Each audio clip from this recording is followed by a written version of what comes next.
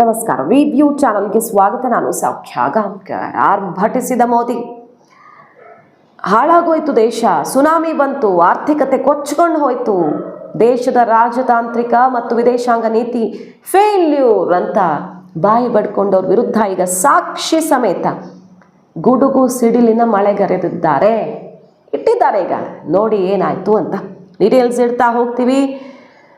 ಈ ಯುದ್ಧದ ಎಫೆಕ್ಟು ಭಾರತದ ಮೇಲೆ ಏನಾಗಿತ್ತು, ಈಗ ಏನಾಗಿದೆ, ಖುದ್ದು ಮೋದಿ ಬಂದು ದೇಶವಾಸಿಗಳಿಗೆ ಮಾಹಿತಿ ಕೊಡ್ತಿದ್ದಾರೆ. ನೋಡ್ತಾ ಹೋಗೋಣ, ಮಿಸ್ ಮಾಡ್ದೆ. ನಮ್ಮ ಚಾನಲ್ನ ಸಬ್ಸ್ಕ್ರೈಬ್ ಮಾಡಿ, ನಿಮ್ಮ ಅಭಿಪ್ರಾಯ ಕಮೆಂಟ್ ಮಾಡಿ ತಿಳಿಸಿ. ಎಸ್ ವೀಕ್ಷಕರೇ, ಭಾರತದಲ್ಲಿ ಸಮಸ್ಯೆಯನ್ನು ಹೇಗೆ ಮ್ಯಾನೇಜ್ ಮಾಡಲಾಯಿತು ಅನ್ನೋದು ಆಲ್ರೆಡಿ ಗೊತ್ತಿರೋದೆ. ಮೊದಲು ನಾವು ಸೇಫ್ ಆಗಿ ನಮ್ಮ ಹಡಗುಗಳನ್ನು ಪಾಸ್ ಮಾಡೋದಕ್ಕೆ ರಾಜತಾಂತ್ರಿಕವಾಗಿ ಎಷ್ಟು ಸಾಧ್ಯವೋ ಅದೆಲ್ಲ ಮಾಡಿದ್ದಾಯಿತು. ಅದಾದ ಮೇಲೆ ಕಂಪ್ಲೀಟ್ ಇದು ಕುತ್ತಿಗೆಗೆ ಬಂತಲ್ಲ ಇಡೀ ಜಗತ್ತಿಗೆ. ಆಗ ಪೆಟ್ರೋಲ್, ಡೀಸೆಲ್ಲು ಎಲ್ಲ ಗ್ಯಾಸ್ ಬೆಲೆ ಎಲ್ಲ ಏರಿಕೆ ಆಯ್ತಲ್ಲ, ಇಡೀ ಜಗತ್ತಲ್ಲಿ ಅತ್ಯಂತ ಕಡಿಮೆ ದರ ಏರಿಸಿದ್ದು, ಅಂದರೆ ಮಿನಿಮಮ್ ಹೈಕ್ ಮಾಡಿದ್ದು ಭಾರತ ಅನ್ನೋದು ಕೂಡ ಅಂಕಿಅಂಶ ಗೊತ್ತಿರೋದೇನೆ. ಆದರೆ ಬೆಲೆ ಏರಿಕೆ ಆಗೋಯ್ತು, ಜಗತ್ತಲ್ಲಿ ಏನೂ ಆಗಿಲ್ಲ, ಭಾರತದಲ್ಲಿ ಮಾತ್ರ ಅಲ್ಲೋಲ ಕಲ್ಲೋಲ ಆಗಿ ಆರ್ಥಿಕ ಸುನಾಮಿ ಬಂದು ದೇಶ ಎಕ್ಕೊಟ್ಟೋಯ್ತು ಅಂತ ಹೇಳಿದವ್ರಿಗೆ ಈಗ ಏನಾಯಿತು ಅಂತ ಕೇಳ್ತಿದ್ದಾರೆ ಮೋದಿ. ಯಾಕಂದರೆ ಎಲ್ಲ ಬೆಲೆ ಮತ್ತೆ ಇಳಿಸುವಂಥ ಸಮಯ ಬಂದಿದೆ, ಇಳಿಸ್ತಿದ್ದಾರೆ. ಆಲ್ರೆಡಿ ವಾಣಿಜ್ಯ ಸಿಲಿಂಡರ್ಗಳ ಬೆಲೆ ಇಳಿಕೆ ಆಗ್ತಿದೆ. ಪೆಟ್ರೋಲ್, ಡೀಸೆಲ್ ಒಂದೊಂದೇ 1000 ಆಯಿತು, ಬೇರೆ ಬೇರೆಯವರೆಲ್ಲ ಒಂದೊಂದೇ ಇಳಿಸೋದಕ್ಕೆ ಶುರು ಮಾಡ್ತಿದ್ದಾರೆ. ಸೊ ನಾವು ಹೇಗೆ ತಡೆದುಕೊಂಡ್ವಿ ಮತ್ತು ಹೇಗೆ ಜನರಿಗೆ ಅದನ್ನು ಟ್ರಾನ್ಸ್ಫರ್ ಮಾಡೋದನ್ನು ತಡೆದ್ವಿ, ಮತ್ತು ಈಗ ಸಮಸ್ಯೆ ಸ್ವಲ್ಪ ಆಗಿರೋದು ಕೂಡ ಹೇಗೆ ಸರಿ ಹೋಗ್ತಿದೆ ಎಲ್ಲವನ್ನು ಹೇಳ್ತಿದ್ದಾರೆ ನೋಡಿ. Not a single fuel pump ran dry. ದೇಶದಲ್ಲಿ ಎಲ್ಲೂ ಒಂದು ಪೆಟ್ರೋಲ್ ಬಂಕ್ ಕೂಡ ಬಾಗಿಲು ಹಾಕಿದ್ದು ನೋಡಿಲ್ಲ. ಇಡೀ ಜಗತ್ತು ಲಾಕ್ಡೌನ್ ಹೇರ್ತು. ಎಷ್ಟೊಂದು ಮುಂದುವರೆದ ದೇಶಗಳಲ್ಲಿ ಲಾಕ್ಡೌನ್ ಆಗಿದೆ, ಮತ್ತು ಇಷ್ಟೇ ಅವರ್ಸ್ ವರ್ಕಿಂಗ್ ಅಂತ ಫಿಕ್ಸ್ ಮಾಡಿದ್ರು, ಪೆಟ್ರೋಲ್ ಪಂಪ್ಗಳನ್ನು ಕ್ಲೋಸ್ ಮಾಡಿದ್ರು, ಇದೆಲ್ಲ ಆಗಿತ್ತು.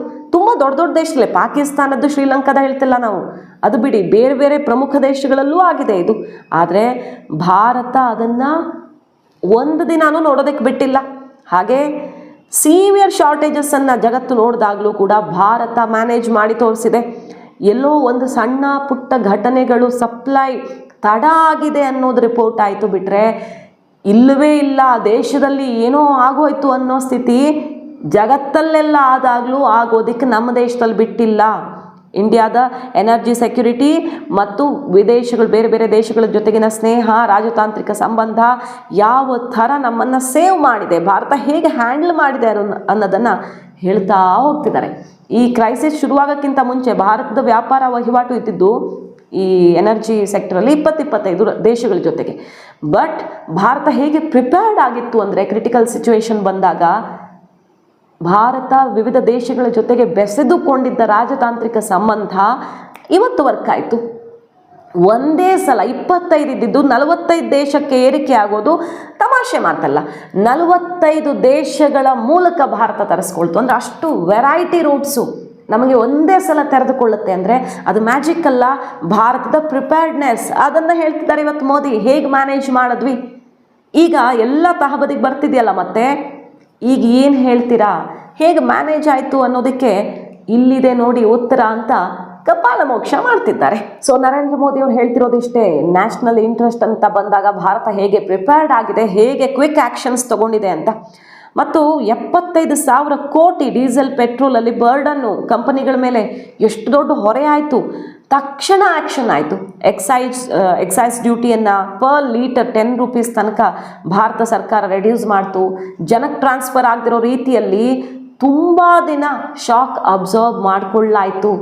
ಯಾವ ರೀತಿ ಭಾರತ ಪ್ರಿಪೇರ್ ಆಗಿತ್ತು, ಇಷ್ಟು ಸಂದಿಗ್ಧ ಪರಿಸ್ಥಿತಿಯಲ್ಲೂ ಕೂಡ ದೇಶ ಅದನ್ನು ಹೇಗೆ ಸಹಿಸಿಕೊಳ್ತು, ಮ್ಯಾನೇಜ್ ಮಾಡ್ತು, ಗೆಲ್ತು ಅನ್ನೋದಕ್ಕೆ ಈಗ ಉತ್ತರವನ್ನು ಇಡ್ತಿದ್ದಾರೆ. ಇದು ಒಂದು.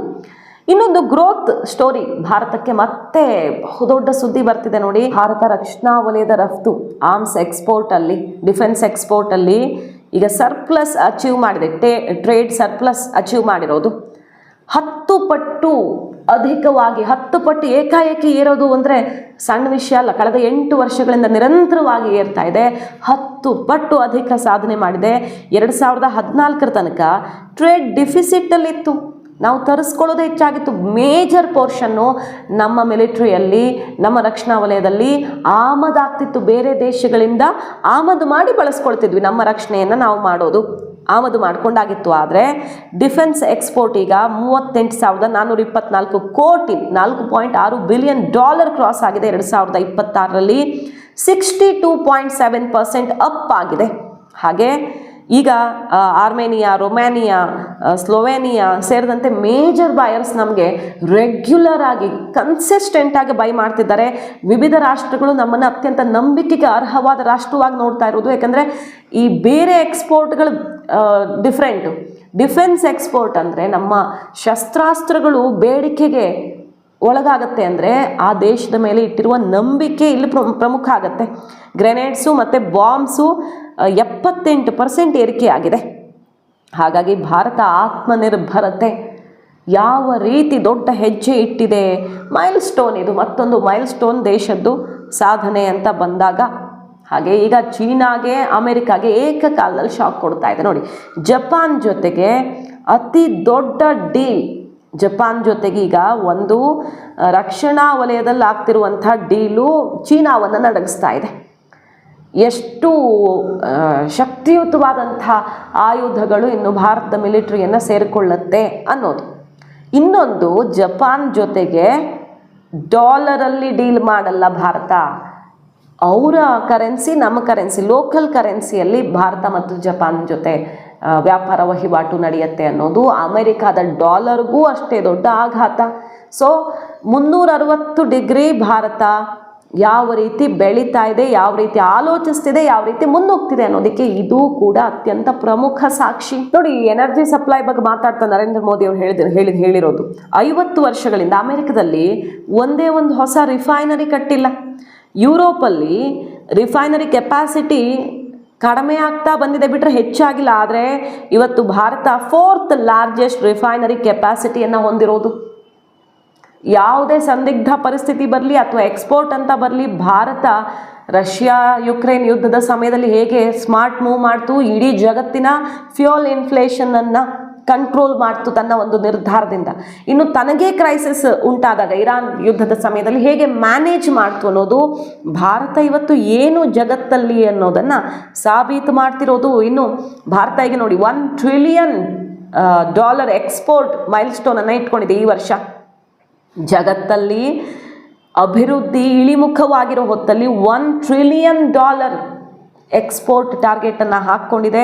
ವರ್ಷದಿಂದ ವರ್ಷಕ್ಕೆ ಗ್ರೋತ್ ಆಗ್ತಿರೋದು. ಪಿಯೂಷ್ ಗೋಯಲ್ ಅವರು ಇದನ್ನು ಅತ್ಯಂತ ಕ್ಲಿಯರ್ ಆಗಿ ಹೇಳ್ತಾ ಹೋಗ್ತಿದ್ದಾರೆ ನೋಡಿ. ತುಂಬ ಮಹತ್ವಾಕಾಂಕ್ಷೆಯ ಒಂದು ಟಾರ್ಗೆಟ್. ಈ ವರ್ಷ ರೀಚ್ ಆಗ್ತೀವಿ, ನಾವು ಬಹುತೇಕ ರೀಚ್ ಆಗ್ತೀವಿ ಅಂಥ ಪರಿಸ್ಥಿತಿ ಕಾಣಿಸ್ತಾ ಇದೆ. 60-70% ಗ್ರೋತ್ ಆಲ್ರೆಡಿ ಮರ್ಚೆಂಟೈಸ್ ಎಕ್ಸ್ಪೋರ್ಟಲ್ಲಿ ನಾವು ಆಗಿರೋದು. ಹಾಗಾಗಿ service export, goods and service ಎಕ್ಸ್ಪೋರ್ಟಲ್ಲಿ ನಾವು ಈ ಟಾರ್ಗೆಟ್ ರೀಚ್ ಆಗೋ ದಿನ ದೂರ ಇಲ್ಲ. ಸೊ ಎಲ್ಲದರಲ್ಲಿಯೂ ಭಾರತ ಮೈಲ್ ಸ್ಟೋನ್ ಸೃಷ್ಟಿ ಮಾಡ್ತಾ ಇದೆ, ಹೊಸದನ್ನು ಸಾಧಿಸ್ತಾ ಇದೆ ಅನ್ನೋದನ್ನು ಗಮನಿಸಬಹುದು.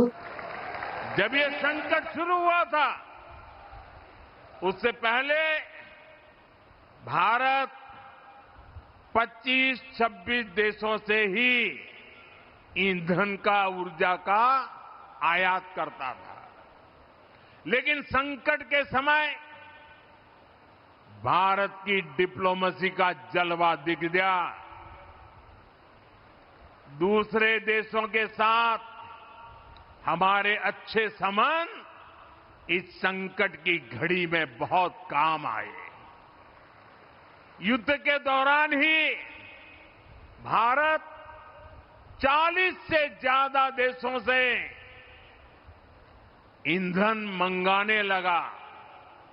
भारत ने दुनिया को स्पष्ट संदेश दिया कि हमारे लिए राष्ट्रहित और राष्ट्र के नागरिकों का हित.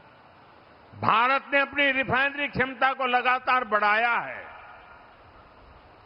अमेरिका में पिछले 50 वर्षों में एक भी नई रिफाइनरी नहीं बनी है. यूरोप की रिफाइनरी क्षमता लगातार कम होती गई है. वहीं भारत आज विश्व की चौथी सबसे बड़ी रिफाइनरी क्षमता वाला देश बन चुका है.